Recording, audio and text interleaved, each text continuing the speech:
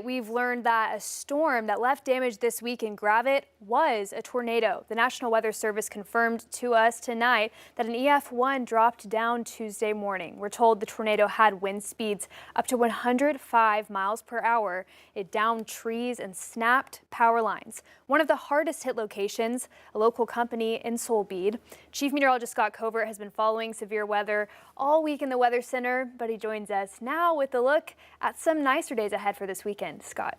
Nicer days are definitely ahead, but there is one more round of rain and storms that stands between us and a really good weekend. Out there right now, it's not bad. It's a bit warm in Poteau, Fort Smith, Waldron right now at 82 degrees, a little bit warmer at 83 in Boonville. Temperatures in northwest Arkansas, not bad. We're looking at low to mid 70s out there. Currently 72 your temperature in West Fork, 73 right now in Rogers. Here's Futurecast tomorrow morning. This is going to be early, 4:30. A lot of us probably asleep. Scattered thunderstorms developing south of I-40. The big bulk of the rain likely moving into the area right around sunrise tomorrow. Unfortunately, many of these showers, these storms, going to be with us right through that morning rush. Heavy rain is a good bet for a lot of us. There is a low potential of some strong to severe thunderstorms. A lot of this pushes out of the area with some clearing slowly but surely taking place. For some of us, rain chances will linger a little bit longer elsewhere. We'll dive into the data and the timeline here coming up just a couple minutes. Thanks, Scott. Well, tonight in Fort Smith, a panel discussion highlights how a major military initiative is reshaping the city's future. 5 News reporter Lauren Spencer is in Fort Smith for that meeting to learn how the F-35 project is becoming a key player on a global stage. A major defense project is taking flight in Fort Smith, and it's bringing major changes to the region. Right now, local leaders and military officials are coming together to talk how the F-35 project is impacting both the local economy and global security. The discussion is expected to go until 7.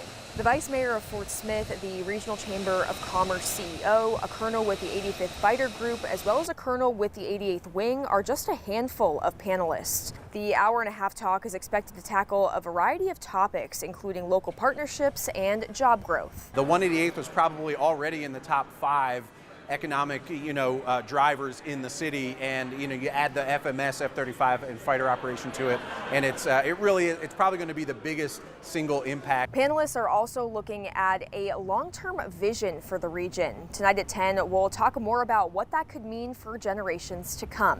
In Fort Smith, covering news where you live, Lauren Spencer, 5 News.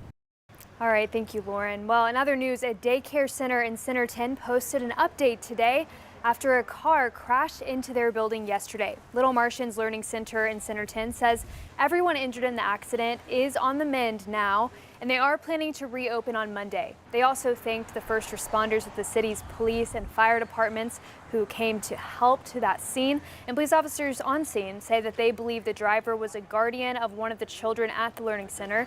We are still waiting for details from investigators on what exactly caused the crash.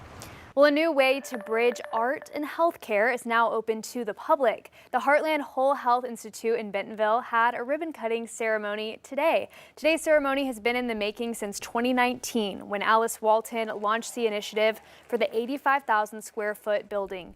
Located on the 120-acre Crystal Bridges campus, the public can find an art gallery and coffee shop on the first floor.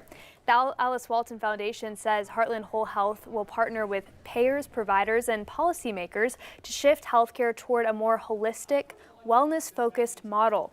They also plan to house community events and educational programs in this space. The opening of the building is really puts a line in the sand to say, hey, look, we're here to make healthcare better. And our job at Heartland Whole Health Institute is to design some of the programming, some of the education, and really advocate for those health principles being embedded into healthcare. Well, Heartland Whole Health's first public programs are happening as soon as this upcoming Saturday. Well, esports enthusiasts say gaming tournaments are about more than playing video games. 5 News reporter Jose Carranza went to the Northside Grizzlies Arena in Fort Smith today, where Arkansas students are proving esports is about teamwork, discipline, and life lessons. Competing against teams from around the state, Northside High School's esports team is vying for a state title in the 2025 Spring State Esports Tournament. The Northside Grizzlies, coached by math teacher Ken Edmondson, have been a powerhouse in Arkansas esports for 8 years. All day you can find students strategizing together, their teamwork mirroring traditional sports like football or basketball. With practice sessions and weekly matches, these players build skills that extend beyond the digital arena. You kind of approach it the same way you would for any other athletic sport. It's nothing different than what a basketball player would be doing to get ready for basketball games, or a football player or a baseball player. There's still certain things they're going to want to do in their free time to prepare and be ready for that title.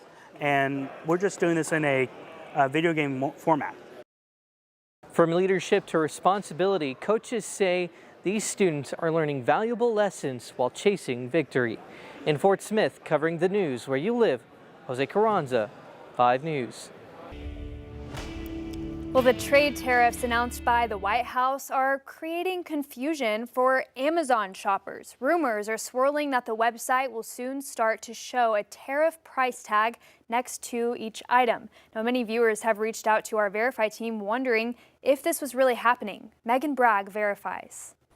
There was some confusion on if and when Amazon would put tariff prices next to some items. To verify, we went to Amazon directly in the White House. In a statement, Amazon founder Jeff Bezos said staff was considering listing import charges on certain products on their Amazon Hall low-cost store, but said nothing has been implemented and the company had never considered doing this on its main storefront. When looking at both Amazon and Amazon Hall, there are no tariff price tags next to items. President Trump said he spoke with Bezos and cleared up the issue. Great. Jeff Bezos was very nice. He was terrific. He solved the problem very quickly, and he did the right thing, and he's a good guy. Amazon Hall, the site that was under consideration for tariff pricing, is a storefront with lower cost items meant to compete with China-based companies like Temu or Shein. Right now, both Temu and Shein do address tariffs on their website. When you head to checkout, Shein will show a banner at the top that states tariffs are included in the price you pay. You'll never have to pay extra at delivery. Temu shows local next to items with no tariffs, but says items imported into the U.S. may be subject to import charges. So we can verify that no, Amazon is not showing a tariff price next to its items. As far as if Amazon prices have increased, Smart Scout tracked 930 products on Amazon that have seen increased prices since April 9th, with an average jump of 29% for clothing, jewelry, household items, and more. With your Verify, I'm Megan Bragg.